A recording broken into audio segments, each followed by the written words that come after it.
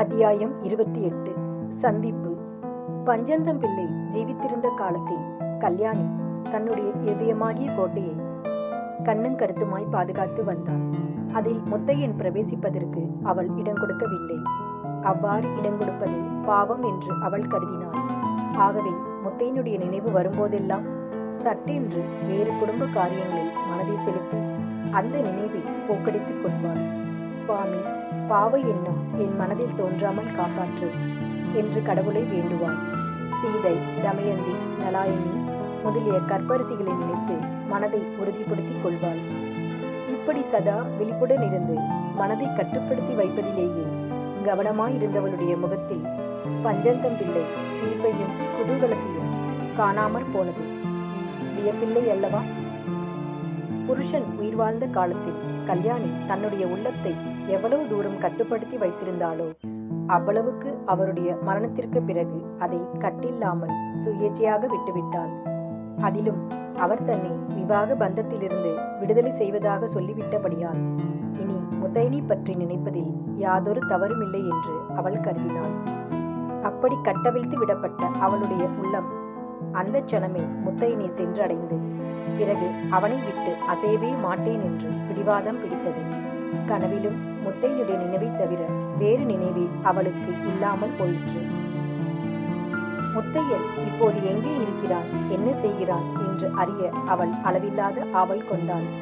ஒருவேளை அவன் கல்யாணம் செய்து கொண்டிருப்பானோ என்ற நினைவு தோன்றும் போது அவளுடைய நெஞ்சில் யாரோ ஈட்டியினால் குத்துவது போன்றிருக்கும். இருக்காது, ஒரு நாளும் இருக்காது என்று எண்ணி மனதை திடப்படுத்திக் கொள்வாள். அவன் எங்கேயோ, நாம் எங்கேயோ, இனிமேல் எங்கே அவனை காணப்போகிறோம் என்று எண்ணி ஒரு சமயம் ஏக்கமுறுவாள். இல்லை இல்லை, கட்டாயம் இந்த ஜென்மத்தில் அவனை மறுபடியும் பார்க்கத்தான் போகிறேன்.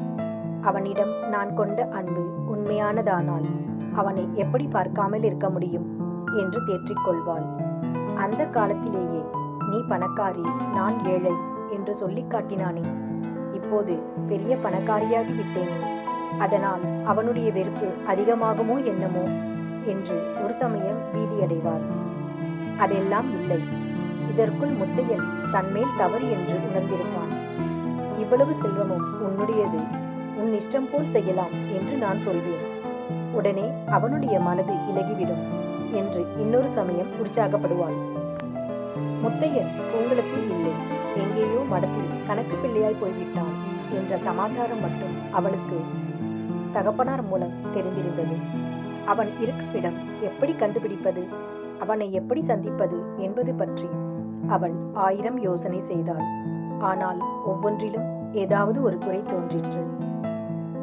இப்படிப்பட்ட நிலைமையிலேதான் கொள்ளிடக்கரை திருடனை பற்றி வதந்தி அவள் காதில் விழுந்தது. அவனுடைய பெயர் முத்தையன் என்று கேட்டதும் அவள் உடம்பு சிலிர்த்தது. அவனுடைய பூர்வோத்திரத்தை பற்றி கொஞ்சம் விசாரித்து மடத்தில் கணக்கு பிள்ளையாயிருந்தவன் என்று தெரிந்ததும் அவளுடைய சந்தேகங்கள் நிவர்த்தியாயின. அப்போதே முத்தையனை சந்திப்போமா என்ற கவலையும் அவளுக்கு தீர்ந்து போயிற்று. கட்டாயம் ஒரு நாள் தன்னுடைய வீட்டிலும் அவன் திருட வருவான் என்ற எண்ணம் அவள் மனதில் தோன்றி அது நாளுக்கு நாள் உறுதிப்பட்டு வந்தது. அப்போது எவ்வாறு அவனை வரவேற்பது, என்ன பேசுவது என்றெல்லாம் சிந்திக்கலானாள். அப்படி அவன் வருங்காலத்தில் வீட்டில் மனுஷர்கள் அதிகமாக இருக்கக்கூடாதல்லவா? இதற்காகவே கோபித்துக் கொண்டு ஊருக்கு போன அவளுடைய தகப்பனாரை அவள் திரும்பி கூப்பிடவில்லை. திருச்சிற்றம்பலம் பிள்ளை தம்முடைய இளைய சம்சாரம் குழந்தைகளுடன் தாமரை உடைக்கே வந்துவிட தயாராயிருந்தார் என்பது அவளுக்கு தெரிந்திருந்தும் அதை பற்றி அவள் பிரஸ்தாபிக்கவில்லை. முத்தையனை எதிர்பார்த்து அவள் ராத்திரியில் அநேக நாள் தூங்குவதே கிடையாது. அப்படி தூங்கினாலும் ஏதாவது கொஞ்சம் சத்தம் கேட்டால் திடுக்கென்று எழுந்து விடுவாள். அவன் எப்படி வருவான்? ஓட்டு மேலால் ஏறி குதித்து வருவானா? கன்னம் வைத்து வருவானா? அல்லது தீவட்டி கொள்ளைக்காரர்களைப் போல் பகிரங்கமாய் வந்து வாசல் கதவை இடித்து கதவை திற என்று அதட்டுவானா? இப்படியெல்லாம் எண்ணமிடுவாள். அப்படி வாசல் கதவை அவன் இடித்து தான் கையில் விளக்குடன் போய் கதவை திறந்தால் அவன் எப்படி திகைத்து நிற்பான் என்பதை நினைத்து நினைத்து தானே சிரித்துக் கொள்வாள். நிலவு எரிக்கும் இரவு நேரங்களில் அவள் வீட்டு முற்றத்தில் உட்கார்ந்து வானத்தையே பார்த்து கொண்டிருப்பாள். இந்த நிலவு முத்தையன் இருக்கும் இடத்திலும் இருக்கும் அல்லவா? இந்த சந்திரனை அவனும் பார்த்து சந்தோஷப்பட்டு கொண்டிருப்பான் அல்லவா என்று எண்ணமிடுவாள். ஒருவேளை இந்த நேரத்தில் அவனும் என்னை பற்றி நினைக்க கூடும் அல்லவா என்று எண்ணும் போது அவளுக்கு உடல் சிலிர்க்கும். இருட்டு காலத்தில் அவள் முற்றத்தில் உட்கார்ந்து வானத்தை மினுக்கிக் கொண்டிருக்கும் நட்சத்திரங்களை பார்த்து கொண்டிருப்பாள். இந்த நேரத்தில் முத்தையன் கொள்ளிடக்கரையில் எங்கேயோ தன்னந்தனியாய் படுத்திருப்பான். இந்த நட்சத்திரங்களுடனே அவன் பேசிக் கொண்டிருப்பான் என்று எண்ணுவாள். அச்சமயம் இரவு நேரங்களில் கொள்ளிடக்கரையில் நரிகள் ஊழிடும் என்பது அவள் நினைவுக்கு வரும். ஒருவேளை 20-30 நரிகளாக சேர்ந்து முத்தையனை வளைத்துக் கொண்டான் என்று நினைக்கும் போது அவளுடைய உடம்பெல்லாம் பதறும். சில சமயம் அவளுடைய மனோபாவத்தில் நரிகள் போலீஸ்காரர்களாக மாறிவிடும். ஐயோ, அப்படி ஒன்றும் நேராமல் இருக்க வேண்டுமே என்று அவள் பதைப்பாள். முத்தையன் தப்பு காரியம் எதுவும் செய்வான் என்று அவளால் எண்ண முடியவில்லை.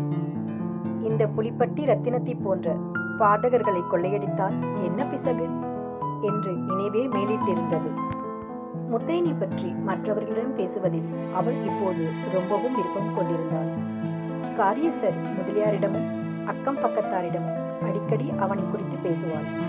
பிரசித்தமான அத்திருடனை பற்றி அச்சமயம் எல்லோரும் பேசிக் கொண்டிருந்தவர்களாதலால் இவளும் எவ்வித சந்தேகத்துக்கும் இடமின்றி அவனை பற்றி பேசுவது சாத்தியமாயிருந்தது. அவனுடைய பிரதாபங்களை யாராவது வியந்து பேசினால் இவள் அவனை இகழ்ந்து பேசுவாள். யாராவது அவனை தூற்றினாலோ இவள் அவனுக்காக பரிந்து பேசுவாள்.